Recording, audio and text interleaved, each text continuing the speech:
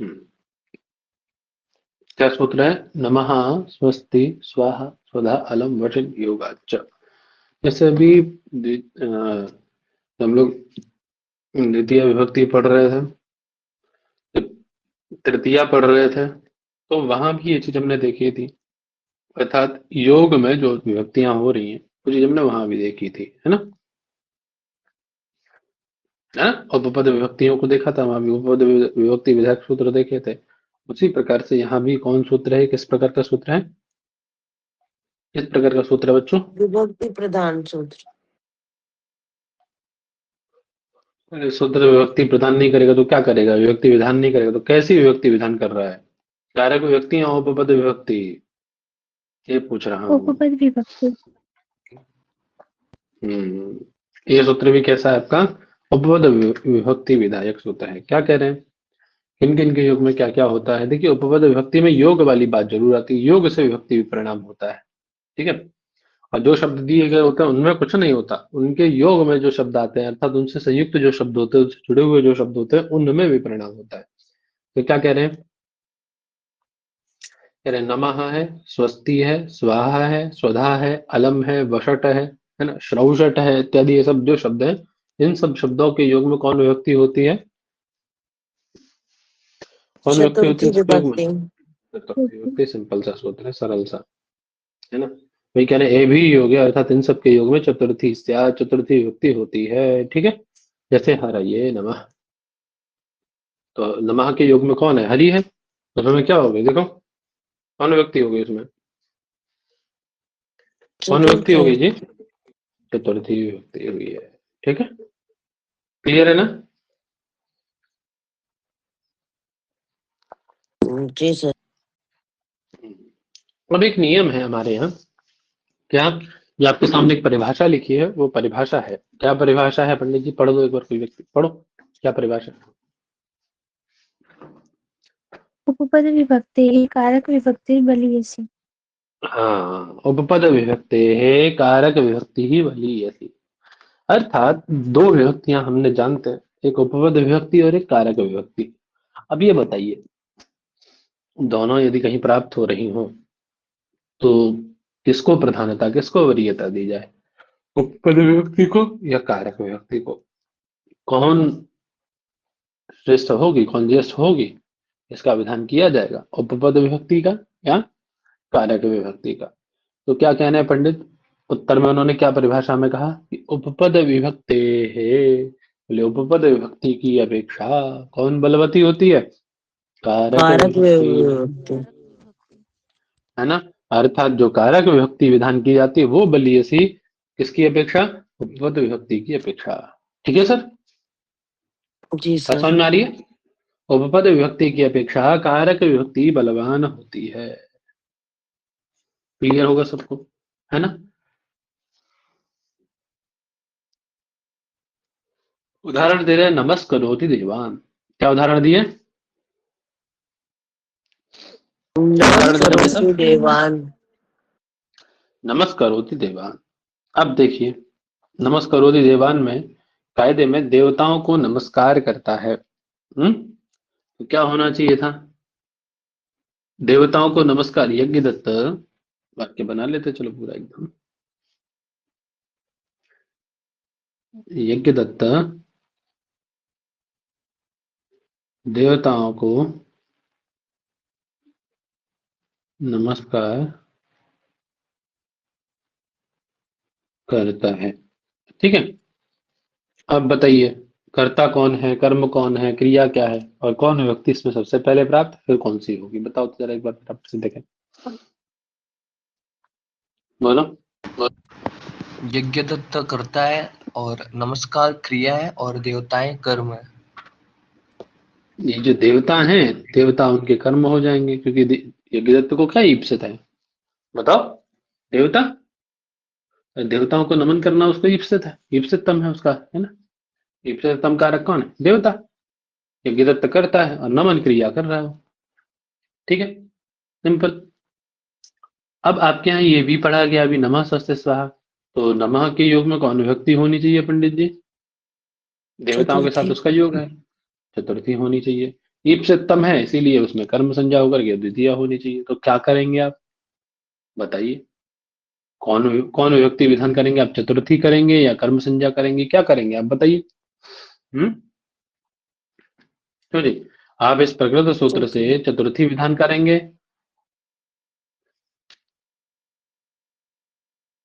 या जो आपका कर्मणि द्वितीय है उससे देवताओं के ईप्सितम होने के कारण द्वितीय विधान करेंगे? करेंगे क्या आप? बोलिए, क्या करिएगा? क्यों सृष्टिमान जी?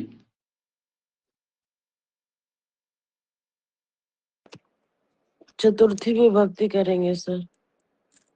चतुर्थी करेंगे क्यों? क्यों भाई? हम्म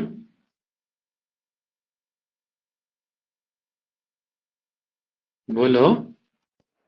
नमः स्वस्ति करोति वाले सूत्र से इससे चतुर्थी। परिभाषा नहीं याद है? अच्छा, परिभाषा भूल गए आप? इसका मतलब नहीं, उपपद परिभाषा उपपद विभक्ति कारक विभक्ति बलिवान होती है इस वजह से। तो उपपद व्यक्ति की अपेक्षा कारक व्यक्ति बलवान होते हैं, इसीलिए चतुर्थी करेंगे। हम्म इसीलिए चतुर्थी करेंगे। तो फटाक से बोलो यार, इसकी क्यों करेंगे इस चतुर्थी? इसका बोलो बोलो बोलो, हिचकिचाओ नहीं, बोलो जो समझ में आ रहा है बोलो। कोई नहीं, करेक्ट करने के लिए बैठे हैं ना यहाँ पे, बोलो बोलो।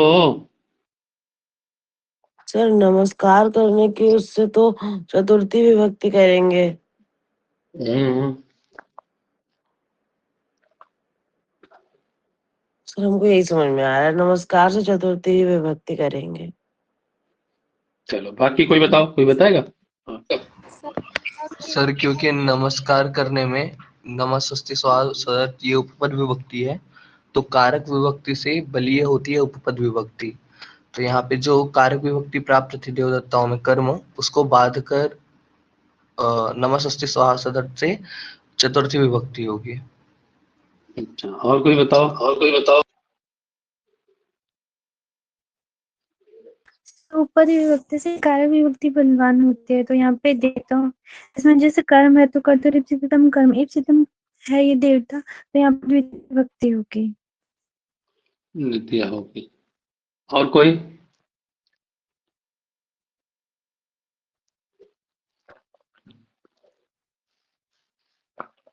और कोई नहीं?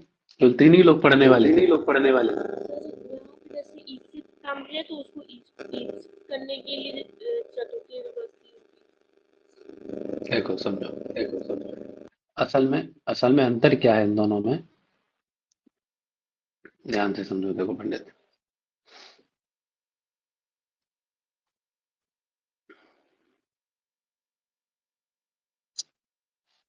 दो चीजें आप देख रहे हैं। एक उपपद विभक्ति देख रहे हैं, आप देख रहे हैं उपपद विभक्ति, और एक देख रहे हैं आप कारक।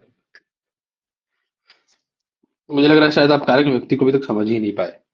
कारक विभक्ति पता है क्या है?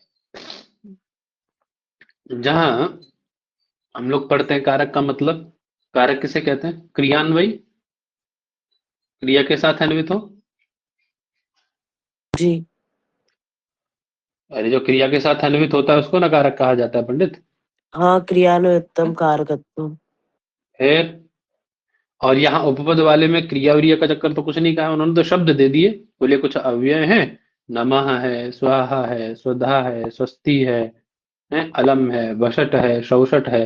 इनके योग में बराबर वाले शब्द में चतुर्थी कर देनी चाहिए आपको। यहाँ उसने क्रिया तो नहीं कहा, वो सामान्य शब्द है, उन शब्दों के योग में आप कर दो। क्रिया नहीं है ना वो। अरे नमः क्रिया है क्या वहां पे? बोलो। स्वस्ति क्रिया है, नहीं नहीं सब अव्यय है। स्वधा क्रिया है, स्वाहा क्रिया है। नहीं बताओ। सर। सामान्य अव्यय है, ठीक है ना? जब ये अव्यय स्वरूप में आएंगे तो आप उपपद विभक्ति कर सकते हैं, और जब ये किसके रूप में आ जाएंगे? क्रिया के रूप में आ जाएंगे तो आप कारक विभक्ति करेंगे। बात समझ में आ गई? अब यहाँ दिक्कत क्या आ रही है आपको? आपके में बात क्या है? नमस्करोति शब्द है, क्या है? नमस्करोति। नमस्करोति है। तो अभी ये आप मुझे बता दीजिए, आप फंस रहे हैं उसमें। परिभाषा सबसे पहले समझ लीजिए। परिभाषा ये कहती है कि उपपद की अपेक्षा ये जो कारक विभक्ति होती है ये बलवान होती है। कारक विभक्ति बलवान होती है, उपपद विभक्ति डाउन हो जाएगी। यदि दोनों एक जगह आ जाए, जैसे नमस्करोति में आप उठा के ले आए, नमः दिख रहा है आपको, नमः करोति ऐसा दिख रहा है ना, तो आप ये सोच करके यहाँ पे नमः का योग है और आप देवताओं में चतुर्थी करने के लिए तत्पर हुए, है ना? उपपद जी। विभक्ति समझ के उसको, नमा का योग समझ के। तो भैया उपपद विभक्ति और ये कारक विभक्ति क्यों आ गई? क्योंकि नमस्करोति एक स्वयं में पूरी पूरी क्रिया है। तो नमस्करोति क्या है? स्वयं में पूरी पूरी क्रिया है, क्रिया बन रही है ना? है कि नहीं? इसीलिए कारक विभक्ति प्रवृत्त हो गई। नमः का आगे वाला देख करके पार्ट केवल आप उपपद विभक्ति को लेकर प्रवृत्त हो गए, है ना? पूरी नमस्कारी करोति को देख करके पूरा का ये क्या बोलते हैं आपका, क्रिया का योग हो गया। हाँ, है ना? इप्सितम कारक की कर्म संज्ञा करने लगे आप, और कर्मणि द्वितीया से द्वितीया, ये वाला प्रवृत्त हो गया पार्ट। समझ में आ रही बात? अब क्योंकि नमः वो नमः है नहीं, और उपपद विभक्ति की अपेक्षा कारक विभक्ति हमारी बलवान होती है, ये तदर्थ हम इस पूर्व का प्रयोग न करके किसका प्रयोग कर लेंगे? वहां पे द्वितीया का प्रयोग करेंगे, इसलिए तो देवान बना है पंडित। है नहीं समझ में आया अभी? भाई नमस्कारोति आ जो गया है सर। वो अव्यय नहीं है। जो आप अव्यय सोच रहे हैं, जो इसमें पढ़े गए हैं, वो क्या है? वो क्या है पंडित जी? वो क्रियापद है। क्या है वो? नमस्कारोति क्रियापद। क्रियापद है। ठीक है, नमस्कारोति क्रियापद है। ये तदर्थ यहाँ देवान में चतुर्थी ना होकर के, इसके योग में चतुर्थी ना होकर के क्या हो गई? द्वितीया हुई है। समझ में आ गया होगा अब आप लोगों को? ठीक है। हरे आ नमः गया में, सर। है ना, प्रजाभ्या स्वस्ति स्वाहा स्वधा, ये सब क्या है? ये सब अव्यय है। तो इनके योग में आप चतुर्थी करते जाओ। ठीक है बेटा, है ना? अगर ये भी क्रिया होते तो यहाँ भी आपकी द्वितीय ही होती, यहाँ भी चतुर्थी नहीं हो पाती इससे, क्योंकि इसकी अपेक्षा बलवान है ना वो, है कि नहीं? चलिए, कह रहे अलम इति, क्योंकि भैया देखो प्रकरण क्या है? कारक है, क्रिया से अन्वित होता है कारक। उपपद उपपद प्रकरण नहीं है आपका, कारक प्रकरण है। तो वरीयता जिसका प्रकरण है उसको मिलती है। ठीक है। कह रहे हैं अलम इति पर्याप्ति अर्थ ग्रहणम, अलम जो ग्रहण किया है, स्वाधा अलम, स्वधा अलम, अलम जो ग्रहण है, अलम ये किसके लिए? पर्याप्त अर्थ में, है ना? हम लोग अलम का प्रयोग किस लिए करते हैं? पर्याप्त अर्थ के लिए, कि हाँ भाई बहुत है, पर्याप्त हो गया। ठीक है। बोले तेना, उसी से, तेन दैत्येभ्यो हरि ही अलम प्रभु समर्थ शक्त इत्यादि। अब हरि के वो जो अलम है, अलम के अर्थ देखिए क्या क्या निकाल सकते हैं। बोले उसी से अर्थ बनेगा कि ते दैत्येभ्यो हरि ही अलम, दैत्यों के लिए क्या है हरि? दैत्यों के लिए क्या है? पर्याप्त है। दैत्यों के लिए हरि पर्याप्त है, अकेले है ना? अर्थात प्रभु हैं, समर्थ हैं या शक्त हैं, सारे अर्थ वही निकलेंगे। ठीक है, क्यों जी? जी। तो बोलो यार फटाफट। जी महोदय भैया। हम्म चलिए, आई कह रहे हैं प्रभवादि योग है षष्ठी अपनी साधु। देखिए प्रभु इत्यादि के योग में क्या होता है? ये जो प्रभु इत्यादि का योग है, इनके योग में तो क्या होता है पंडित जी? प्रभवादि योग में षष्ठी भी सही होती है। ठीक है। प्रभवादि योग मतलब प्रभव शब्द है। कौन शब्द है? हम्म प्रभव या प्रभाव। प्रभु, प्रभु शब्द है, प्रभु, स्वामी, अधिकारी, है ना? समझ में आ रही है? जी। हम्म तो प्रभु इत्यादि के योग में तो षष्ठी भी साधु होती, षष्ठी भी होती है ना? मतलब आप षष्ठी भी यहाँ पे कर सकते हैं। जैसे तस्मयी प्रभवती, क्या वाक्य बनाया? तस्मै प्रभवती। है ना? जैसे देखिए प्रभु के योग में क्या हुआ है? षष्ठी विभक्ति हो गई। ये स एषाम ग्रामणी, है ना? इति निर्देशात, ये निर्देशित किया वहां से, ऐसा करके वहां से आपको पता पड़ेगा। आगे देखो बहुत अच्छा प्रयोग आ गया, देखो तेन प्रभु बभूषुर्भुवनत्रयस्य। कहाँ का श्लोक है ये? कहाँ की लाइन उठाइए? माल के शिशुपाल वध का है। हाँ महोदय, ये रावण के विषय में कहा जा रहा है ना। वो इस प्रकार से तीनों लोगों का प्रभु हुआ। प्रभु है। पहले हिरण्यकश्यप, फिर रावण और फिर शिशुपाल, है ना। जी नहीं बता रहे उसी के। ठीक है, तो अब देखिए यहाँ प्रभु में प्रभु बभूषुर भुवनत्रयस्य। भुवनत्रयस्य देखिए क्या किया गया यहाँ पे, देखिए कि षष्ठी प्रभु के युग में। किया हम्म गया महोदय। हम्म ठीक है। आगे वषट के योग में वषट इंद्रा, इंद्राय में चतुर्थी है ना। चकार क्यों किया गया? वषट योगा च का क्या मतलब है वहां पे सूत्र में? अग्रे पुनः विधानार्थम, किसके लिए है पंडित जी हो चकार? पुनः विधान के पुनः लिए। विनादार्थम। वही चतुर्थी कहने के लिए सिंपल सी बात है। कह रहे तेन आशी ही विवक्षायाम परामपि चतुर्थी चाशी षष्ठी बाधित चतुर्थी भवती। देखिए आशीष इत्यादि की योग में वस्तुतः कौन विभक्तियां होती हैं? जब आप चतुष्ठी पढ़ेंगे तो वहां कौन विभक्ति होती है? षष्ठी बाधित करके चतुर्थी है ना। तो वो सब विभक्तियां होती हैं, ठीक है। और उसके बाद करके क्या करता है च शब्द? बलात्, बलपूर्वक क्या करता है पंडित जी?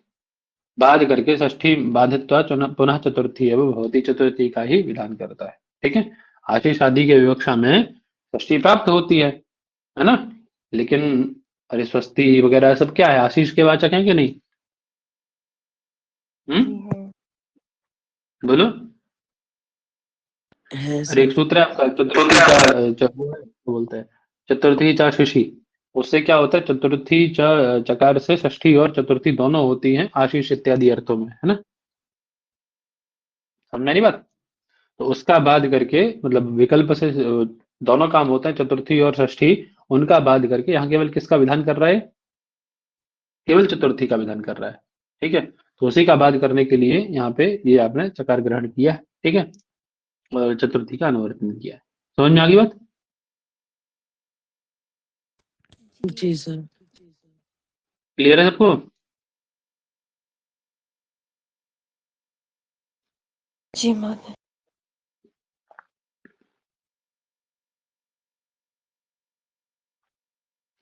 हम्म चलिए, तो ये बताना स्वस्ति गोभ्यो याद। देखिए स्वस्ति के योग में क्या हुआ? गोभ्य में कौन व्यक्ति दिखाई दे रही है आपको?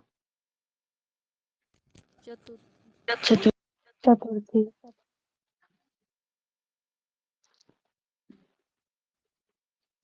चले आगे। जी समझ में आ गया सबको? क्या है? जी मन्य कर्मण्यनादरे विभाषा प्राणिषु। क्या सूत्र है अग्रिम? मन्य कर्मण्यनादरे विभाषा प्राणिषु। क्लियर है ना पूर्व सूत्र भी? कोई समस्या तो नहीं इसमें? देखिए कह रहे हैं, ध्यान से समझिए इसको। कह रहे प्राणी वर्जे मन्यते है कर्मणि चतुर्थी वा स्यात् तिरस्कारे। यदि तिरस्कार अर्थ द्योतित होता हो तो, क्या द्योतित होता हो तो? तिरस्कार। तिरस्कार द्योतित होता हो तो। तिरस्कार तो सब जानते हैं, है ना। जानते हैं ना? नहीं जानते? जानते हैं अनादर के हाँ लिए। हाँ, तो अनादर यदि द्योतित होता हो तो, और किसको छोड़ करके? प्राणी वर्जे मन्यते चित, है ना। मन धातु का मतलब प्राणी से रहित, है ना। कैसा पंडित जी? मानने अर्थ में मन धातु से। मन्यते कर्मणि प्राणी वर्जे चित। मन धातु का कर्म, मन धातु जो है उस मन धातु का कर्म प्राणी से रहित हो तो वहां पर और तिरस्कार अर्थ द्योतित होता हो तो उसके कर्म में कौन व्यक्ति हो जाती है फिर? चतुर्थी, है ना। चतुर्थी। हम्म, ऐसे कहते हैं ना, मैं तुम्हें कुछ नहीं मानता, कुछ नहीं समझता, है ना। तो मन्यते, तो मन्यते में मन धातु का कर्म जो भी है, जिसको भी कहा जा रहा है कि मैं तुम्हें एक मतलब गधे के बराबर भी नहीं मानता, यानी कि तो मैं इंसान के बराबर भी, मतलब एक पशु के बराबर भी नहीं मानता। तो पशु क्या है? कर्म है ना उसका, है ना। जी तो उस कर्म को, हाँ, वो कर्म यदि प्राणी से रहित हो, मतलब प्राणी का उदाहरण न दिया जा रहा हो उसमें, प्राणी से रहित उदाहरण दिए जा रहे हैं, तिनका है, पत्ता है ना, लाठी है। बोले कि लाठी के बराबर भी नहीं समझते हम तुमको, है। तो प्राणी रहित उदाहरण है सारे के सारे। तो प्राणी रहित यदि कर्म है तो उस कर्म में कौन व्यक्ति हो जाएगी, कौन व्यक्ति हो जाएगी उसमें? चतुर्थी विभक्ति। ठीक है, वही कह रहे हैं, मन धातु के कर्म में यदि अनादर नियत करना हो, है ना, तो उसके कर्म में यदि वो प्राणी से रहित है, प्राणी वर्जित है, ठीक, तो उसमें कौन कौन व्यक्ति होती है पंडित जी? वा चतुर्थी स्यात्, विकल्प से चतुर्थी होती है। विभाषा मतलब विकल्प से चतुर्थी होती है, ठीक है, तिरस्कार से गम्यमान हो तो, है ना। अब विकल्प से चतुर्थी होती है तो कर्म में और कौन व्यक्ति हो सकती है भैया? कौन व्यक्ति और हो सकती है कर्म में? द्वितीय। द्वितीय। स्वाभाविक सी बात है, जब आप कर्म में चतुर्थी नहीं करेंगे तो आपकी क्या हो जाएगी फिर कर्म में? द्वितीय हो जाएगी। तो दो व्यक्तियां हो जाती हैं। जैसे न त्वाम तृणम मन्ये तृणाय वा मन्ये, कोई व्यक्ति है वो दूसरे से कह रहा है कि मैं तुम्हें तिनके के बराबर भी नहीं समझता। क्या बोल रहे हैं? मैं तुम्हें तिनके के बराबर भी उनके नहीं के समझता, बराबर। है ना, ठीक। तो अब देखिए यहाँ कर्म क्या है, किसके लिए कहा जा रहा है? तुम, है ना, तुमको किसके बराबर नहीं समझता? जिससे वो उसकी तुलना की जा रही है, क्यों, किससे की जा रही है उसकी तुलना भाई? तृणम। तृण से। बात समझ में आ गई, है ना। तो तृण में क्या हो जाएगा विकल्प से? बोलो। चतुर्थी। चतुर्थी। है ना, तो एक बार तृणम बनेगा, एक बार तृणाय बनेगा। क्लियर है सब? अनादर द्योतित हो रहा है ना, उसका अनादर किया जा रहा है भाई। एक अच्छा इंसान उसका तिनके से बोले मैं तो तुम्हें तिनके के बराबर ही नहीं समझता, जैसे तिनका एकदम हवा मार के उड़ा देते हैं ना, ऐसे तुम भी उड़ जाओगे, कुछ नहीं मेरे लिए, तुम तिनका हो एकदम। समझ में आई बात? तो उसका तो अनादर है ना, अनादर द्योतित हो रहा है, प्राणी से अतिरिक्त है तिनका, प्राणी तो नहीं है, प्राण तो नहीं है उसमें। मन धातु का कर्म कौन है? वो तिनका, है ना। तो उसके कर्म में चतुर्थी विकल्प से होगी, जब जब होगी तो तृणाय बनेगा, जब नहीं होगी तो तृणम बनेगा। ठीक है सर, बात समझ में आ गई? जी सर। अब देखिए, अब दो बातें हैं। ये जो मन धातु है ये दो गुणों में मिल जाती है आपको। मन धातु कितने गुणों में मिलती है पंडित जी? 2 गुणों। 2 गुणों। 2 गुणों में। कौन से कौन से? एक देवादिगण में, ठीक है, और एक कौन सा गण है बताओ दूसरा? तनादि। तनादि। कौन गण है? तनादिगण, याद रखना। यहाँ कौन सी ली गई है? तो कह रहे हैं शयन के निर्देश से पता पड़ता है कि तनादि के योगे इति कार्य न भवति, है ना। इसमें जो ली गई है मन्य शब्द जो लिया गया है, मन्य शब्द में यह दिखाई दे रहा है क्योंकि दिवादिगण का विकरण क्या है? दिवादिभ्यः शयन, तनादिकृभ्यः उ, है ना। तनादिगण का तो उ विकरण है और दिवादिगण शयन है, शयन में यह शेष रह जाता है। तो मन्य में जो दिखाई दे रहा है यह आपको, इससे पता क्या पड़ रहा है पंडित जी आपको? ये कौन से गण की धातु ली है उन्होंने जिसके साथ ये काम होगा, जिसके कर्म में चतुर्थी होगी? केवल दिवादिगण की धातु के साथ, है ना, वही कह रहा है। हाँ, शयन के निर्देश से पता पड़ रहा है कि तनादि के योग में तनादि गण वाली यदि देव धातु होगी तो उसके योग में ये कार्य नहीं होगा। यहाँ से प्रश्न बनता है, याद रखना, ठीक है। तनादि गण की यदि देव धातु है तो उसके योग में ये कार्य नहीं होगा। ये बात तो समझ में आ रही है ना यहाँ से? क्यों जी? आ रही है सर। देख के पता पड़ रहा है ना कि तनादि गण की धातु के योग में नहीं होगा। तो इसीलिए वहां पे देखो क्या हो गया, न त्वाम तृणम मन्वे अहम। तो मन्वे में क्या है? देखो मन्वे में कौन गण की धातु लग रही है आपको? देखो तनादि गण की है ना, या नहीं दिख रहा है ना वहां पे? मन्य में या दिख रहा है स्पष्ट। तो दिवादी गण की गण विकर्ण से पहचान लोगे आप इसको, तो नहीं पहचान लोगे? बताओ। पहचान लेंगे। आगे क्या है? कह रहे हैं आपने जो पंडित जी महाराज वार्तिकार महोदय आगे बोले, आपने जो अप्राणीशु दिया है इसमें थोड़ी समस्या है हमें। क्या समस्या है? तो बोले देखो, अप्राणीशु इति अपनीय, इसको हटा करके आप एक काम कर दीजिए, इस अप्राणीशु को हटाइए और इसकी जगह पे कुछ शब्द जोड़ दीजिए, वो ठीक रहेगा। क्या? बोले नौ, काक, अन्न, शुक, श्रगाल, ये शब्द जोड़ दीजिए। समझ में आई बात? कौन कौन शब्द जोड़ दीजिए? बोलो। नौ, नौ काक काक अन्न शुक शगाल। शृगाल, है ना। इनको वर्जेषु इति वाच्यम, इनको छोड़कर, ऐसा आपको कहना चाहिए। ये नहीं कहना चाहिए कि प्राणी को छोड़कर। आपने क्या कहा है सूत्र में? प्राणी को छोड़कर, ये बोला है ना आपने? जी ये बोला है ना आपने? अब ये प्राणी को छोड़कर ना कह करके आप ये कह दीजिए नौ काक अन्न शुक शृगाल इत्यादि को छोड़कर, ऐसा आप कह दीजिए, सिंपल सा। बोले क्यों ऐसा कहेंगे तो क्या है? बोले देखिए आपने क्या कहा है, प्राणी कहा है ना। हम्म? प्राणी कहा है ना आपने? बोलो हाँ कि ना, बोलो भाई। जी सर। जी कहा है, अर्थात प्राणी से अतिरिक्त में हो जाएगा, इसका मतलब आपका ये है ना। प्राणी से अतिरिक्त स्थल यदि रहेगा, प्राणी से अतिरिक्त यदि किसी को कहा जाएगा कि मैं तुम्हें ये भी नहीं समझता हूँ, तो वहां चतुर्थी होगी उसमें। जैसे तेन त्वाम न नावम अन्नम वा मन्ये, नावम अन्नम वा मन्ये, मैं तुम्हें नाव या अन्न के तिनके के बराबर, अन्न के बराबर नहीं समझता, नहीं समझता। ठीक है, अभी शॉर्ट में समझ लेना उसका ना, नहीं समझता, ठीक है, समझ लेना आगे का। तब देखिए अब यहाँ क्या किया जा रहा है, अन्न और नाव कैसे शब्द हैं ये बताइए मुझे। अन्न और नाव कैसे शब्द हैं, बोलो भाई साहब। अप्राणी हम्म? प्राणीवाचक है। अप्राणीवाची है कि नहीं? जी है। जी हम्म?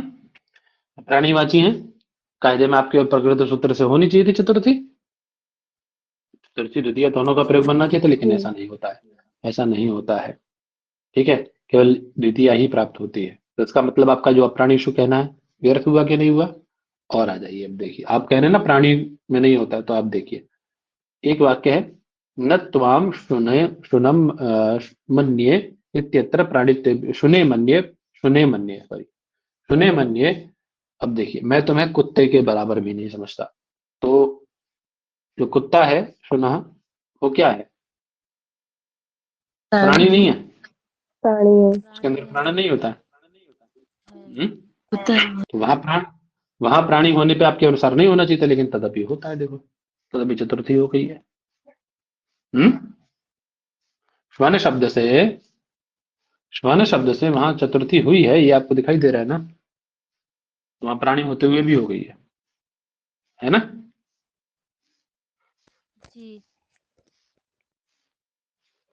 तो इससे पता पड़ता है पंडित जी कि आपने जो अप्राणीशु दिया है थोड़ा सा गड़बड़ है, आप इसकी जगह हटा करके ये सारे शब्दों को दे दीजिए। क्लियर हो गया ना? जी सर। सूत्र क्लियर है, सूत्र वार्तिक दोनों। आगे चले, जी सर। आगे क्या सूत्र? गत्यर्थ कर्मणि द्वितीय चतुर्थो चेष्टायाम अनध्वनि। थोड़ा ध्यान से समझिएगा इसको। क्या कह रहा है सूत्र? गत्यर्थ कर्मणि द्वितीय चतुर्थो चेष्टायाम अनध्वनि। एक तो बार बोला करो सूत्र को पंडित, याद होगा।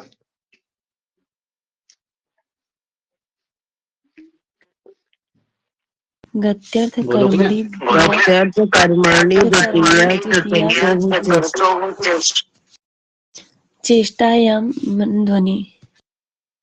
मतलब जब एक व्यक्ति बोल रहा है तो दूसरा व्यक्ति माइक खोल के जरूर बोलेगा, वो आदत नहीं बदली जाएगी। पता नहीं क्या प्रतिस्पर्धा लगती है बोलने में। ऐसे क्या कह रहे हैं?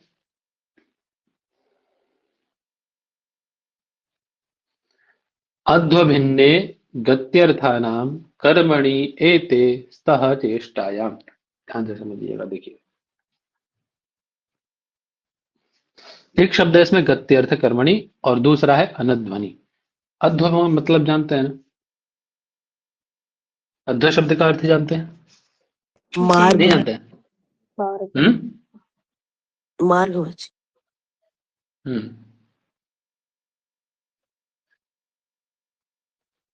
पहले सिंपल सा अर्थ समझ लो। देखो क्या कह रहा है सिंपल, कि गत्यर्थानाम कर्मणि चतुर्थी स्यात्, है ना।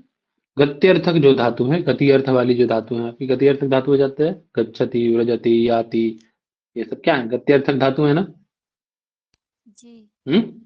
जी तो सर। इनके, हाँ, इनके कौन व्यक्ति होती है? गत्यर्थक धातु है तो उस धातु के युग में बोलो जल्दी।